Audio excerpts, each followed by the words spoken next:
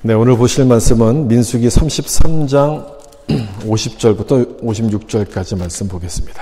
민수기 33장입니다. 우리 다 같이 일어나셔서 화면에 나오는 말씀 한 절씩 교독하겠습니다. 33장 50절. 여리고 맞은편 요단 강가 모압 평지에서 여호와께서 모세에게 말씀하여 이르시되 이스라엘 자손에게 말하여 그들에게 이르라 너희가 요단강을 건너 가나안 땅에 들어가거든 그 땅의 원주민을 너희 앞에서 다 몰아내고 그 새긴 석상과 구워 만든 우상을 다 깨뜨리며 산당을 다 헐고 내가 그 땅을 너희 소유로 너희에게 주었습니다. 너희의 종족을 따라 그 땅을 제비 뽑아 나눌 것이니 수가 많으면 많은 기업을 주고 적으면 적은 기업을 주되 각기 제비 뽑은 대로 그 소유가 될 것인즉 너희 조상의 지파를 따라 기업을 받을 것이니라. 너희가 만일 그 땅의 원주민을 너희 앞에서 몰아내지 아니하면 너희가 남겨둔 자들이 너희 눈의 가시와 너희 옆구리를 찌르는 것이 되어 너희가 거주하는 땅에서 같이 읽겠습니다. 나는 그들에게 행하기로 생각한 것을 너희에게 행하리라. 아멘. 말씀에 은혜 받으서 인사하면서 앉겠습니다. 말씀에 은혜 받으세요. 약속의 땅을 정복하라는 제목으로 말씀을 나누겠습니다. 오래전에 자녀 유학을 오셨던 분이 기억에 남습니다. 이분의 목표가 아주 특이해서 그랬는데 자기 아들이 미국의 아이비리그 대학에 들어가는 것이 이분의 목표였어요. 모든 부모님들의 목표가 사실 다 그런 것이지만 이분이 특별히 기억에 남는 것은요. 대학에 들어가는 게 목표였어요. 대학 입학. 하루라도 대학에 들어가서 그 다음날 안 돼도 되니까 하루라도 좀 들어가면 좋겠다. 졸업을 못해도 되니까 조금이라도 들어가기만 된다라고 이야기하면서 명문대 타이틀에 집착하던 모습이 지금도 기억에 남습니다.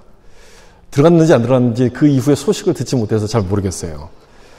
여러분들도 잘 아시다시피 이곳의 대학이 들어가는 것은 쉽지만 나오는 게 굉장히 어렵지 않습니까? 만약에 그런 마음이라면 들어갔더라도 그 어머님의 바람대로 아마 들어가는 걸로 아마 끝났을지도 잘 모르겠습니다.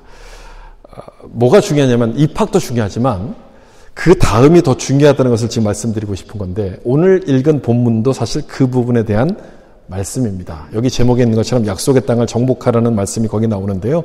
들어가는 것보다도 그 얘기는 들어가는 것보다도 그 땅을 정복하는 일이 훨씬 더 중요하다는 그런 말씀이죠. 2024년도 새해를 시작하는 우리에게도 이 말씀 참으로 중요한 말씀이라고 생각을 합니다. 취업을 원하는 분들에게 약속의 땅은 직장일 겁니다. 결혼을 원하는 싱글들에게 약속의 땅은 결혼이겠죠. 또 이민이나 자녀 유학을 오신 부모님들에게 약속의 땅은 캐나다일 것이고 여기서 아이들이 잘 적응하고 성공하는 것일 겁니다. 그런데 제가 조금 전에 설명을 드린 것처럼 많은 사람들이 꿈을 이룬 다음에 그 다음에 무너져요. 약속의 땅에 들어가는 일에만 집중하다가 정작 그 다음을 준비하지 않기 때문에 꿈을 이룬 다음에 이렇게 무너지는 거죠. 저는 이제 시작한 2024년도가 우리 모두에게 주시는 하나님의 약속의 땅이라고 생각을 합니다. 약속의 시간, 약속의 땅이라고 생각해요. 약속의 땅에 들어갔으니 이젠 모든 게 다 잘 되겠지. 이렇게 손을 딱 놓고 있으면 아무 일도 일어나지 않습니다. 광야에 있을 동안에는요, 뭐가 목표였냐면 가나안 땅에 들어가는 것이 목표예요. 그래서 들어가기만 하면 다 끝날 것이다. 이런 기대를 합니다. 들어가기만 하면 아무 걱정도 없고 모든 것이 순조로울 거라고 생각을 하지만 그렇지가 않습니다. 절대 그렇게 되지 않습니다. 가나안 땅은 하나님이 주신 약속의 땅이 맞긴 하지만 천국은 아니었어요. 천국이 아니에요. 문제가 많다는 거예요. 여전히 거기에도 문제가 많다는 거예요. 광야에서는 보지 못했던 새로운 문제들이 그 땅, 가나안 땅에서 기다리고 있었어요. 취직만 하면 모든 것이 다 잘 될 것 같잖아요. 근데 막상 취직해서 새로운 직장을 가보세요. 웬걸요? 누가 기다립니까? 나를 괴롭히고 싶어하는 갑질 상사 이런 사람들이 막 기다리고 있어요. 진상 손님들 이런 사람들이 나를 기다리고 있어요. 야, 이게 약속의 땅이 맞나 싶죠? 정말 하나님이 나에게 약속하신 그 약속의 땅인가 그런 의심이 생길 때가 참 많은데 그래서 오늘 말씀은 참으로 중요하다고 생각해요. 약속의 땅을 정복해야 된다고 말씀해요. 들어가는 것보다도 그 이후가 훨씬 더 중요하다는 것을 여기서 말씀하고 있는 거예요. 우리가 민수기를 쭉 살펴보고 있는데 지금 이스라엘 백성들이 어디에 도착했냐면 가나안 땅 바로 입구에 도착했습니다. 이제 요단강만 건너가면 바로 가나안 땅이고 약속의 땅인데 여기서 하나님께서 지금 뭐라고 말씀하시냐면 바로 우리가 읽었던 그 말씀을 하세요. 약속의 땅을 정복하라 이렇게 말씀하세요. 약속의 땅에 들어가라 이렇게 말씀하시지 않고 정복하라고 말씀하시는 겁니다. 그럼 무슨 뜻일까요? 들어가는 게 목표가 아니라 그 땅을 정복하는 게 목표라는 것을 이들에게 깨우쳐 주는 거예요. 정복하는 게 목표다. 이 말씀을 지금 우리들에게로 적용해 본다면 이렇게 바꿔볼 수 있어요. 예수 믿고 구원받은 것으로 만족하지 말고 예수님을 닮아가는 삶을 살라 이런 말씀으로 우리가 적용해 볼 수 있어요. 여러분 구약에 나오는 땅에 대한 말씀은 신약으로 가면 뭘로 바뀌냐면 삶에 대한 말씀으로 바뀌어요. 그래서 구약을 읽을 때 땅에 대한 말씀이 쭉 나오면 여러분들 그 땅을 뭘로 바꿔서 읽으시면 되냐면 우리의 삶을 비춰보는 말씀으로 바꿔서 읽으시면 돼요. 에베소서 4장에 있는 말씀처럼 옛사람을 벗어버리고 새사람을 입으라. 바로 그 말씀이에요. 새사람을 입으라는 말씀이 약속의 땅을 정복하라는 말씀과 같은 의미의 말씀인데 그럼 어떻게 하면 될까요? 새사람을 입는 것. 뭘 먼저 벗어야 되겠습니까? 옛사람을 벗어야 돼요. 오늘 본문도 바로 이것을 이야기하는데 옛것을 몰아내라는 말씀이 거기 본문에 나옵니다. 민수기 본문 51절 52절을 보시면 51절 52절 보시면 이스라엘 자손에게 말하여 그들에게 이르라 너희가 요단강을 건너 가나안 땅에 들어가거든 그 땅의 원주민을 너희 앞에서 다 몰아내고 옛것을 몰아내라 원주민을 몰아내라 이렇게 말씀하고 있어요. 어찌 보면 그곳에 살던 사람들을 몰아내려니 참 하나님도 매정하신 분이구나 이런 생각이 여러분 들 수 있겠죠. 너무해 보이죠. 그러나 이 말씀에는 영적인 의미가 담긴 겁니다. 특별히 여러분 구약을 읽으실 때는 문자 그대로 해석하기보다는 영적인 교훈을 생각하면서 읽으셔야 돼요. 문자적으로 보면 가나안 원주민들을 하나님이 미워하신 것처럼 보이지만 그런 뜻이 아닙니다. 하나님의 백성이 거기 들어갔을 때 그들로부터 영향을 받으면 안 된다는 것을 지금 말씀하려는 거예요. 그래서 그들로부터 영향력을 차단하라는 말씀의 뜻이 바로 이 말씀입니다. 그래서 어떤 분들은 이런 말씀이 나올 때마다 인종차별이 아니라 신앙차별이다. 이렇게 어떤 목사님이 그렇게 해석하시더라고요. 인종이 다른 건 하나님이 용납하세요. 뭐 백인, 흑인, 뭐 황인종 모든 인종을 하나님이 다 받아주시고 용납하시지만 신앙이 다른 거는 용납하시지 않는 거예요. 그래서 신앙차별의 말씀이라고 보면 이해가 되실 거예요. 그리고 여기서 몰아내라 이렇게 돼 있잖아요. 그 땅의 원주민들을 몰아내라고 돼 있는데 몰아내라고 말씀하시는 그 대상이 뭡니까? 52절 하반절에 나오는 것처럼 새긴 석상과 부어 만든 우상을 다 깨뜨리며 산당을 헐고 우상을 몰아내라 우상을 깨뜨리라 이렇게 말씀하고 있어요. 우리가 지난주에도 우상에 대해서 말씀드렸는데 여러분 우상이 뭡니까? 우상. 사람이 만들어 놓은 이 형상들이 이게 우상이죠. 왜 이 형상들을 만듭니까? 그 형상을 통해서 내가 복을 받기 위해서 이 형상을 만들어요. 그래서 시내산에서 금송아지 우상을 만든 것은 그 금송아지를 통해서 내가 복을 받기 위해서 만들었기 때문에 이 금송아지가 우상이 되는 거예요. 그런데 구약 성경에서는 우상을 이야기할 때 주로 이 외적인 형상을 가진 것들을 이야기합니다. 구약에서는. 외적인 형상에 대한 우상을 이야기하지만 신약 성경으로 가면 이게 좀 바뀌어요. 내면의 우상에 대해서 말씀해요. 대표적인 말씀이 골로새서 3장인데 거기 보면 탐심은 곧 우상숭배니라 이렇게 바뀌어요.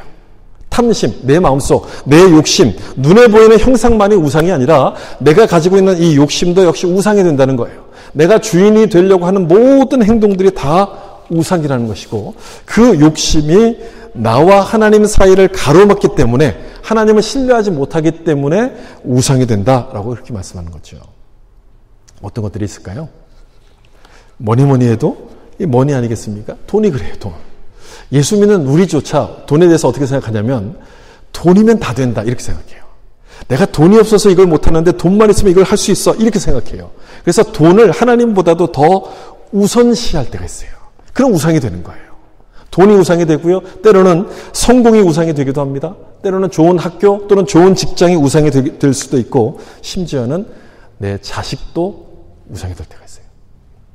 요즘은 한 명만 낳는 부모님들이 많아서 자식을 너무너무 사랑해요. 사랑하는 것까지는 좋은데 너무 사랑한 나머지 하나님보다도 더 사랑해요. 자식을. 그럼 이 자식이 우상이 되는 거예요. 내가 하나님을 섬기는 데 있어서 이 자식이 딱 가로막고 있으면 이 자식이 우상이 되는 거예요. 그래서 여러분 아브라함을 생각해 보세요. 아브라함에게 하나님께서 어떤 시험을 마지막에 하셨습니까? 내 사랑하는 독자 이삭을 바치라 이렇게 말씀하세요. 그냥 독자 이삭을 바치라 이렇게 말씀하지 않고요. 너가 사랑하는 이렇게 붙여요. 너가 사랑하는 아들을 바쳐라 이렇게 말씀하시는 거예요. 얼마나 고민이 됐겠어요. 100살에 얻은 이 독자 한 명 아들인데 이 어렵게 얻은 아들인데 이 아들을 바치라고 하니 얼마나 괴로웠겠습니까? 그런데 아브라함은 주신 분이 하나님이시니 달라고 하시면 할 수 없지. 하나님께 이렇게 바치기 위해서 모리아산으로 이삭을 데려가요. 하나님께서 그 마음을 딱 보시는 거죠. 아들까지 드릴 수 있는 그 마음을 보시고 아브라함을 믿음의 조상으로 이렇게 딱 세우십니다. 여러분 52절 말씀 다시 한번 잘 보시면 우상에 대해서 새긴 석상과 부어 만든 우상이라고 되어 있어요. 여러분 이렇게 만들려면 웬만큼 힘을 기울여서는 이렇게 만들 수 없어요. 새긴 석상 하나하나 다 새기는 거잖아요. 이렇게 만들려면요 온 힘과 온 열정을 다 쏟아 부어야지만 이걸 만들 수가 있는 거예요. 이게 우상이라는 거예요. 나의 모든 것을 다 쏟아 부게 만드는 거예요. 왜 그걸 다 쏟아 부어서 만듭니까? 그 모든 것들이 다 나에게 돌아올 거라고 기대하기 때문에. 이게 우상이거든요. 그런데 이 우상과 하나님이 다른 게 있습니다. 아주 결정적인 차이. 우상과 하나님이 다른 결정적인 차이가 있는데 그건 뭐냐면 하나님은요 끊임없이 우리 가운데 뭔가를 주시려고 그래요. 가만히 생각해 보세요. 맞아요. 이게 딱 맞아요. 하나님은 우리 가운데 무언가를 계속 주시고 싶어 하시지만 우상은요 끊임없이 내 것을 뺏어갑니다. 나에게 달라고 해요. 여러분 부족을 공짜로 준 데가 있습니까? 없죠. 다 내 돈 주고 사야 돼요. 자금이 부족한데도 그 수백만 원 하는 그 부족을 사는 거예요. 왜 이 우상을 사느냐? 왜 이것들 내 것을 뺏어가는데도 불구하고 내가 사람들이 왜 우상을 섬기느냐? 욕심을 채우기 위해서 그래요. 이 우상이 내가 원하는 것을 줄 것처럼 우리를 유혹하기 때문에 그 우상에게 이렇게 따라가는 거예요. 내 것을 바치면서까지 그걸 따라가는 거예요. 근데 그게 됩니까? 안 되죠. 될 수가 없죠. 그런 일은 일어나지 않는데 우리를 그렇게 속이는 거예요. 가나안에 있던 우상들이 전부 다 이런 우상들인 거예요. 인간의 욕망을 부추기는 그런 우상들이에요. 풍요와 성공과 성적인 욕망을 부추기는 우상들이 다 거기 있었어요. 그러므로 이 우상을 몰아내지 않으면 어떻게 되겠습니까? 이스라엘 백성들이 그 길을 따라가겠죠. 가나안 민족과 똑같이 원주민처럼 금방 미혹이 되어서 타락해버리고 말 겁니다. 그래서 하나님께서 이렇게 경고의 말씀을 주세요. 55절을 좀 보시면 너희가 만일 그 땅의 원주민을 너희 앞에서 몰아내지 아니하면 너희가 남겨둔 자들이 너희 눈의 가시와 너희 옆구리에 찌르는 것이 되어 너희가 거주하는 땅에서 너희를 괴롭게 할 것이요 라고 되어 있어요. 눈의 가시, 옆구리에 찌르는 것, 옆구리에 가시가 된다고 말씀해요. 정말 그랬죠. 이스라엘 백성들이 가나안의 우상을 몰아내지 못합니다. 가만 내버려 둡니다. 그랬을 때 이 말씀처럼 옆구리를 찌르는 가시가 돼요. 괴롭히는 가시가 돼요. 그 내용을 기록한 성경이 사사기 말씀이에요. 이스라엘 백성들의 힘이 점점 약해지고 그래서 가나안 원주민들의 힘이 세지면서 이들로부터 공격을 받습니다. 괴롭힘을 당해요. 그리고 좀 더 시간이 흐르면 이스라엘 이 나라가 남북으로 이렇게 갈라지면서 아수르와 바벨론에 의해서 멸망을 당하게 됩니다. 여러분 이걸 잘 보셔야 돼요. 이걸 잘 보셔야 돼요. 우상과 옛것을 몰아내지 못했을 때 이들이 받았던 약속의 땅이 무슨 땅이 되냐면 고난의 땅이 되는 거예요. 우상을 몰아내지 못하면 약속의 땅이 고난의 땅이 돼요. 죄라는 것은 우리가 생각한 것보다 훨씬 더 강력합니다. 이 정도는 내가 컨트롤할 수 있어 라고 생각하죠? 절대 그렇게 되지 않아요. 처음에는 내가 술을 먹지만 나중에는 술이 나를 먹는 것처럼 죄도 마찬가지입니다. 컨트롤을 하는 게 아니라 컨트롤을 당해요.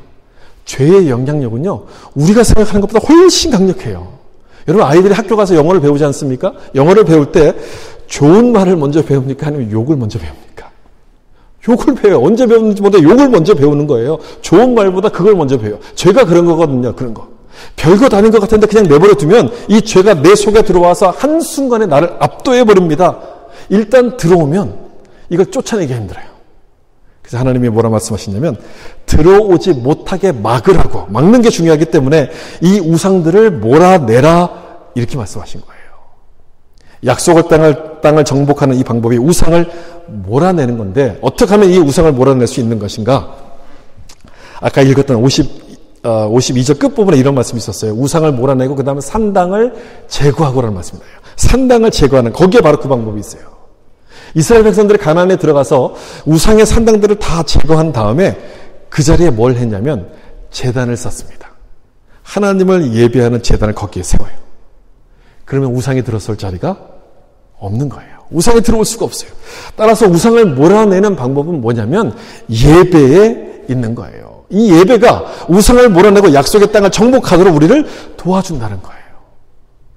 여러분, 광야에서, 약속의 땅에서는요, 광야에서 볼 수 없었던 아주 매력적인 우상들이 많았습니다. 광야에서는요, 기껏해야 이스라엘 백성들이 불평하는 게 전부였어요. 그 불평도 누구에게 불평합니까? 하나님께 불평하거든요. 그러니까 하나님을 잃어버리지는 않아요. 하나님께 불평하는 정도지 하나님을 잃어버리지는 않지만 가나안 땅의 우상은요, 하나님을 완전하게 잃어버리게 만들어요. 이스라엘 백성들의 정신을 쏙 빼놔가지고 아예 하나님을 기억하지 못하게 만들어요. 내가 원하는 꿈을 이룬 다음에 많은 사람들이 딱 넘어지지 않습니까? 왜 넘어집니까? 자기의 옛 모습을 잃어버려서 그래요. 아니라고 교만해지기 때문에 넘어지는데 가나안 땅의 우상이 바로 그런 거예요. 하나님의 존재를 완전하게 잃어버리게 만들어요. 그래서 여러분, 예배가 중요한 거예요. 예배. 가나안 땅에는 하나님을 잊어버리게 하는 우상들이 너무너무 많기 때문에 예배가 중요한 거예요. 산당을 몰아내고 그 자리에 예배의 제단을 쌓은 것처럼 내 삶 속에 예배가 바로 세워지게 될 때 나를 미혹하는 우상숭배의 유혹을 이길 수 있기 때문에 예배가 굉장히 중요한 거예요. 다니엘이 그런 사람이었죠. 여러분, 다니엘은 유대 사람인데 유다가 망하고 그다음에 바벨론의 포로로 잡혀갑니다. 근데 거기서 바벨론 왕궁에 이 다니엘이 들어가게 돼요. 포로 중에서 수재들만 교육시키는 이 영재 프로그램에 뽑히게 되는 거예요. 요즘 말로 하면 미국 백악관에서 뽑는 영재 프로그램 이런데 이 다니엘이 딱 뽑힌 거예요. 그러니까 노예로 잡혀갔다가 왕궁에 들어가니까 얼마나 참 부러웠겠습니까? 모든 사람들이 부러워하는 그 꿈을 이룬 거예요. 그런데 여기서 다니엘에게 시험이 찾아와요. 어떤 시험이냐면 우상에게 바친 음식을 먹으라는 시험이에요. 우상에게 바쳐졌다고 말하긴 하지만 사실 이 음식은 왕이 먹는 음식입니다. 왕이 먹는 산의 짐이에요. 그런 음식을 먹는다는 것 자체가 성공을 의미하는 거였거든요. 그런데 이 다니엘은 거기에 미혹되지 않아요. 이 음식을 먹는 것은 내가 하나님을 저버리는 것이다. 하나님보다 우상을 섬기는 것이다 라고 생각했고 이 일이 나에게 옆구리를 찌를 가시가 된다는 것을 기억합니다. 그래서 거절해요. 쉬운 일이겠습니까, 여러분? 쉬운 일이 절대 쉬운 일이 아니에요. 근데 거절해요. 하나님께서 그 믿음을 보시고 다니엘에게 복을 주세요. 그래서 30이 되기 전에 바벨론의 총리로 초고속 승진을 시켜주세요. 이제 진짜 바벨론의 총리가 됐으니 진짜 원하는 꿈을 이룬 것 아닙니까? 약속의 땅에 들어간 거잖아요.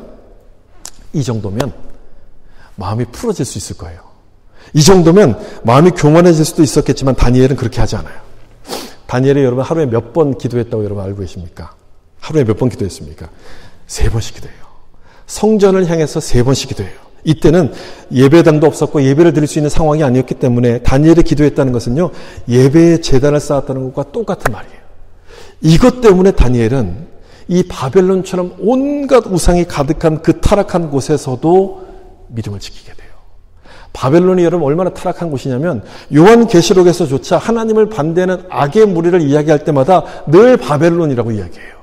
바벨론이야말로 가장 타락한 곳이거든요. 그런 곳에 있었음에도 불구하고 예배를 드렸기 때문에 이 다니엘은 믿음을 잃지 않아요. 바벨론에 있으면서도 불구하고 바벨론과 동화되지 않습니다. 이스라엘 백성들은요, 약속의 땅에 들어갔다 거기서 이렇게 무너져 버리지만 다니엘은 믿음을 지킵니다. 무엇 때문에? 하나님을 예배하는 사람이었기 때문에. 세상에 살지만 세상과 동화되지 않아요. 여러분, 우리도 마찬가지입니다. 우리도 그래야 돼요. 우리도 똑같은 모습이어야 돼요. 여러분들이 약속의 땅에 들어갔다면 그곳을 거룩하게 변화시켜야 돼요. 아까도 우리가 불렀던 찬송에도 나오잖아요. 우리가 걸어가는 모든 발걸음들이 하나님을 예배하는 곳이 되게 해달라고. 그 땅을 거룩하게 변화시켜야 돼요. 여러분들이 원하는 직장에 들어갔고 여러분들이 원하는 일을 시작했다면 진짜 중요한 것은 뭐냐면 지금부터가 중요한 거예요. 그곳이, 그 직장에 내가 하는 그 일이 하나님께서 기뻐하시는 그런 모습이 되도록 바꿔가는 것이 중요한 거예요. 이제부터 우리 가운데 더 큰 영적 시험이 찾아올 것이거든요. 약속의 땅 안에서는 더 큰 영적 시험이 찾아올 것이기 때문에 정신을 바짝 차리고 하나님을 붙잡으셔야 되는 거예요. 2024년도가 시작됐습니다. 여러분 2024년도 새해를 하나님이 우리에게 주신 약속의 땅이라고 본다면 이제 시작을 했잖아요. 이제 들어왔습니다. 이제부터 여러분 뭘 해야 됩니까? 들어왔으니까 이 땅을 정복해야 되는 거예요. 들어왔으니까 이 땅을 정복해야 되는 거예요. 우리를 넘어뜨리려는 수많은 유혹이 우리를 기다리고 있을 거예요. 여러분들이 예배하지 못하도록 만들 유혹들이 있을 것이고요. 내 삶을 바쁘게 만들어서 하나님을 잊어버리게 만들 것이고 기도하지 못하게 수많은 일들이 막 벌어지기 시작할 거예요. 이 많은 유혹들이 찾아올 터인데 그것과 맞서 싸워야 되는 거예요. 하나님께 이길 힘을 달라고 기도하셔야 되고 하나님을 예배하는 일에 집중하게 해달라고 여러분 기도하셔야 되는 거예요. 지난주에도 말씀을 드린 것처럼요. 예배가 슬기로운 광야 생활의 아주 중요한 핵심인 거예요. 예배가. 마찬가지로 약속의 땅에서도 마찬가지입니다. 예배를 소중하게 여길 때 우상숭배의 유혹을 이기게 돼요. 구약의 우상이 신약으로 내려오면 신약에서 내면의 우상으로 바뀐다고 말씀드리지 않았습니까? 구약에서 강조하고 있는 이 약속의 땅. 약속의 땅이 신약에 오면 뭐가 되냐면 약속의 삶으로 달라져요. 구약에서는 땅을 굉장히 강조해요. 근데 그 땅은 결국 뭘 의미하냐면 우리의 삶을 의미하는 거예요. 약속의 땅은 우리의 삶을 통해서 정복하는 것이기 때문에 우리 삶이 굉장히 중요하다는 거예요. 예수를 믿는 것 자체가 중요하게 그것으로 끝나는 것이 아니라 예수님을 닮아가는 삶이 굉장히 중요하다는 거예요. 그래서 예배가 중심이 되고 기도로 영적 무장한 사람이 그 땅을 정복하게 되는 것이죠. 여러분도 그러한 사람이 되셔서 그렇게 하셔서 약속의 땅의 2024년도를 감사로 채워갈 수 있기를 예수님의 이름으로 축복합니다. 그 다음 54절 말씀 우리 한번 같이 읽어보겠습니다. 54절 보시면 너희 동족을 따라 그 땅을 제비 뽑아 나눌 것이니 수가 많으면 많은 기업을 주고 적으면 적은 기업을 주되 각기의 제비 뽑은 대로 그 소유가 될 것인즉 너희 조상의 지파를 따라 기업을 받을 것이니라. 우리 지난번에 가나안 땅 분배할 때 한번 설명을 드렸던 내용인데요. 땅을 분배하는 기준은 뭐였냐면 인구수였습니다. 지파별 인구수에 따라서 분배를 했고요. 그 다음에 위치를 정할 때는 어떻게 합니까? 여기 나오는 것처럼 제비를 뽑아서 위치를 정합니다. 이렇게 하신 이유가 있죠. 힘 있는 사람이 좋은 땅을 차지하지 못하도록 그걸 막기 위해서, 그래서 하나님의 공의가 이루어지게 하기 위해서 이렇게 하나님께서 하세요. 제비 뽑아서 하도록 하셨어요. 그리고 또 한 가지 이렇게 하신 이유는 이 사람들이 받았던 땅이 하나님이 주시는 맞춤형 은혜라는 것을 깨닫게 하시기 위한 겁니다. 맞춤형 은혜. 이 단어를 좀 잘 기억하시면 좋겠어요. 맞춤형 은혜. 한번 따라해 보실까요? 맞춤형 은혜. 요걸 잘 기억하셔야 돼요. 이 말씀에, 이 단어에 약속의 땅을 정복할 원리가 나타나요. 무슨 의미냐면 하나님이 주신 것임을 믿고서 순종하라는 의미가 그 안에 담겨 있는 거예요. 아, 이건 하나님이 주셨구나. 내가 여기에 순종해야지. 그 의미가 이 안에 담겨 있어요. 여러분, 이 말이 쉬울까요? 어려울까요? 하나님이 주신 것을 믿고 순종하는 것. 이게 쉬울까요? 어려울까요? 좋은 땅을 받은 사람에게는 쉽겠죠? 근데 그렇지 않은 사람에게는 이 말이 굉장히 어려울 거예요. 좋지 않은 땅을 받았는데 어떻게 막 하나님께 감사하고 순종하겠습니까? 굉장히 어렵죠?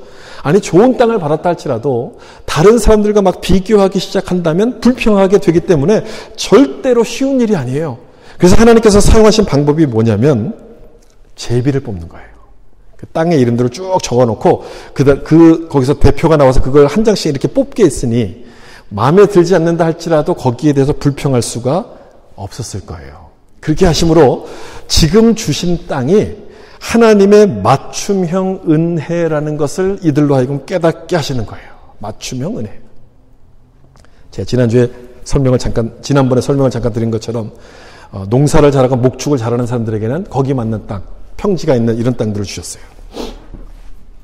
그리고 무역을 잘하는 지파에게는 해안가에 있는 땅들을 이렇게 주세요. 그게 무슨 뜻이겠어요? 이 사람들의 능력과 재능을 보시고 알맞은 땅을 그들에게 주셨다는 거예요. 맞춤형 은혜라는 거예요. 그러니 불평하면 안 되는 거예요. 불평하면 안 돼. 서로 비교해서도 안 되는 것이고 나에게 주신 것에 대해서 감사하고 거기에 순종해야 되는 거예요. 그래서 여러분, 우리가 기도할 때도요, 무조건 하나님 나에게 큰 땅을 주세요. 이렇게 기도하는 것은 지혜롭지 못한 기도입니다. 그러니까 성경을 잘 모르는 거예요. 성경을 잘 알고 지혜로운 사람이라면 그렇게 기도하지 않고요. 이렇게 합니다. 하나님 보시기에 내 능력에 맞고 내가 감당할 수 있는 땅을 주세요. 이렇게 기도할 거예요. 이게 지혜로운 기도예요. 무조건 큰 땅을 주면 어떡합니까, 여러분? 그 땅을 이구 살 수도 없잖아요. 내가 경작을 할 수 없다면 그 큰 땅이 아무 소용이 없어요. 집만 돼요. 하나님 보실 때 나에게 맞는, 감당할 수 있는 땅을 주세요라고 기도하는 것이 맞는 거예요. 그렇게 하나님께서 나에게 알맞은 것을 주셨다고 믿으면, 맞춤형 은혜를 주신다라고 믿으면 어떤 땅을 주시든지 간에 담대함이 생겨요. 담대함이 생겨요. 여기는 물이 없어서 안 되겠습니다. 저기는 햇빛이 잘 안 드니까 안 되겠네요. 이렇게 불평하는 대신에 어느 땅을 주시든지 간에 하나님께 감사하면서 열심을 내기 시작하고 그 땅은 내 땅이 됩니다. 내 땅이 돼요. 좋은 예가 아브라함이죠. 여러분 창세기 13장에 아브라함이 조카 롯과 함께 살다가 소유가 막 많아지고 식구가 많아지니까 이제 분가할 상황이 돼요. 그래서 아브라함이 롯을 불러가지고 이렇게 제안을 하지 않습니까? 창세기 13장 9절에 아주 유명한 말씀이죠. 우리 같이 한번 읽어볼게요. 내 앞에 온 땅이 있지 아니하냐? 나를 떠나가라. 내가 좌하면 나는 우하고 나는 좌하리라. 아주 유명한 말씀이죠. 어디서 이런 자신감이 나왔을까요? 아브라함이. 거기에는 도시가 보이는 거, 길이 보이는 것도 아니에요. 그냥 벌판이에요. 근데 너가 이쪽 가면 난 저쪽 갈게. 아무것도 없는데 이렇게 얘기하는 거예요. 어디서 이런 자신감이 나왔을까? 어느 땅이든지 하나님이 주신 것은 나에게 딱 맞는 것으로 주신다는 맞춤형 은혜를 주신다는 믿음에서부터 나오는 거예요. 하나님이 주신 것은 맞춤형 은혜다. 다시 말하면 하나님의 주권, 절대 주권을 이 아브라함이 믿은 거예요. 그러나 롯은 그런 믿음이 없어요. 그런 믿음이 없으니 눈에 보이는 좋은 땅을 선택합니다. 그 땅이 어디였습니까? 소돔 아닙니까? 소돔. 그 당시만 해도 소돔은 성경에 보면 에덴 동산과 같다. 이렇게 말할 정도였어요. 물이 넉넉했어요. 농사 짓기에 너무너무 좋았어요. 그냥 노른자위 땅이, 금싸라기 땅이었어요. 그래서 소돔을 딱 선택하는데 우리는 그 결과가 뭔지를 알죠. 어떻게 됩니까? 이 소돔 땅이요. 하나님의 심판으로 말미암아 소돔이 사라져버려요. 금방 사라져버릴 그 땅을 눈에 보기 좋다고 그 땅을 이렇게 선택한 거예요. 한순간에 없어져버릴 그 땅을 좋다고 선택하는 거예요. 그래서 롯의 선택은 보이는 것에 대한 선택이었다면 아브라함의 선택은 보이지 않는 것에 대한 믿음의 선택이었어요. 믿음의 선택. 아무리 좋아 보이는 땅이라 할지라도 하나님이 함께 하시지 않는다면 실패할 수밖에 없습니다. 절대로 그 땅이 잘 될 수가 없습니다. 그 땅을 정복할 수 없어요. 그 땅이 내 땅이 될 수가 없어요. 그래서 우리는 하나님이 주신 것에 대해서 감사하며 순종하려는 태도, 그 마음이 굉장히 필요해요. 지금은 그 땅이 마음에 안 들 수도 있어요. 지금은 이 땅이 왜 이렇게 이상하지라고 보일 수도 있어요. 그렇지만 나보다 더 잘 아시는 하나님이 나에게 알맞은 것을 주셨다. 맞춤형으로 주셨다는 것을 믿고 순종하셔야 돼요. 그렇게 순종해 나가다 보면 그 땅은 내 땅이 되는 거예요. 하나님께서 주셨음을 믿고 묵묵하게 순종해 나가면 한 걸음씩 한 걸음씩 걸어가다 보면 그 땅은 내 것이 되는 거예요. 여러분의 직장이, 일하는 직장이 하나님이 주신 약속의 땅이죠. 다른 곳과 비교하면서 이쪽은 월급을 많이 주는데 이쪽은 조금 주네, 불평하기보다 지금 이 시점에서 나에게 딱 필요한 것을 주셨다라고 믿고 열심히 일하면 그 땅은 내 땅이 되는 거예요. 여러분의 가정도 하나님 주신 약속의 땅이에요. 결혼만 하면 가정이 다 잘 될 거라 생각해요. 결혼하기 전에 그렇게 생각해요. 근데 결혼하고 나면 그게 아니라는 걸 알죠. 결혼만 하면 잘 되는 게 아니라 노력이 필요한 거예요. 내 배우자를 다른 사람과 막 비교하면서 막 단점을 찾으면 절대 잘 될 수가 없어요. 단점이 있지만 그럼에도 불구하고 하나님이 나에게 딱 맞는 사람을 주셨다라고 믿고, 그렇게 믿고 서로 이해하고 도와가면 내 가정은 약속의 땅이 되는 거예요. 여러분, 교회도 마찬가지예요. 교회. 이 교회가 하나님이 여러분들에게 주신 하나님의 약속의 땅이거든요. 교회 등록하고 그냥 다니기만 하면 그걸로 끝나버리면 아무것도 안 되는 거예요. 교회 출석만 하면 그걸로 끝나는 게 아니라 교회를 위해서 여러분 기도하셔야 되고요. 교회를 위해서 여러분 헌신하시고 봉사하셔야 돼요. 그래야지 이 교회가 여러분들에게 주시는 약속의 땅, 축복의 땅이 되는 거예요. 그렇게 하셔야만 되는 거예요. 잊지 마세요, 여러분. 우리의 목표는요, 가나안에 들어가는 게 목표가 아니라 그 땅을 정복하는 데 목표가 있어요. 약속의 땅을 정복하는 거예요. 그렇게 하려면 이 땅을 나에게 주셨다. 하나님의 주권을 믿고 순종하셔야 돼요. 묵묵하게 땀을 흘리셔야 돼요. 지금 이스라엘 백성들이 들어가려고 하는 이 가나안 땅은 아브라함이 롯에게 양보했을 때 하나님이 주시겠다고 약속했던 그 땅이에요. 롯에게 딱 먼저 양보한 다음에 롯이 딱 떠나고 난 다음에 혼자 남은 아브라함에게 하나님께서 이렇게 말씀하시잖아요. 동서남북을 다 보라. 너가 보는 이 땅을 너와 너 자손에게 주리라. 하나님이 그렇게 약속하세요. 그때 약속하신 땅을 지금 이스라엘 백성들이 지금 들어가려고 하는 거예요. 그게 가나안 땅이었어요. 그 땅을 들어가는 거예요, 지금.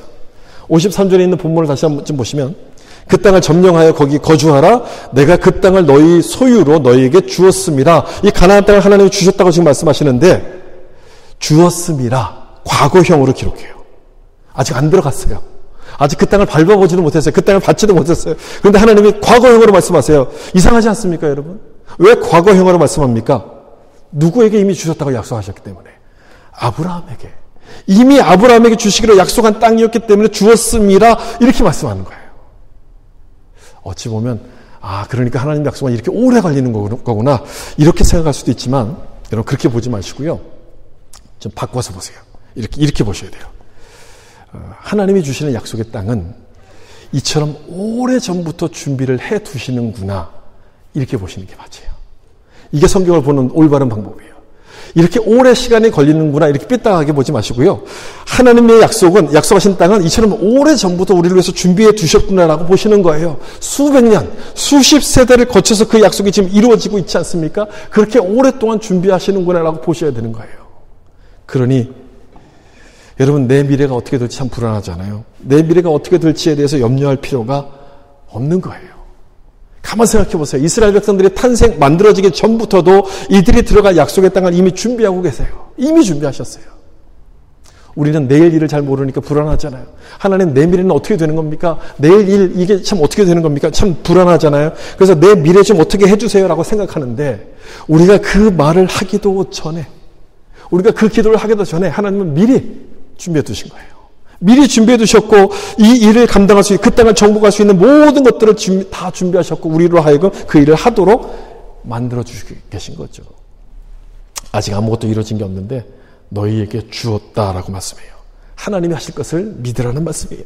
하나님이 주시기로 하셨다면 여러분 그 땅 정복하는 것이 되겠습니까? 안 되겠습니까? 되는 거죠. 되는 거예요. 이미 주었으니 나를 믿고 들어가서 그 땅을 차지하라.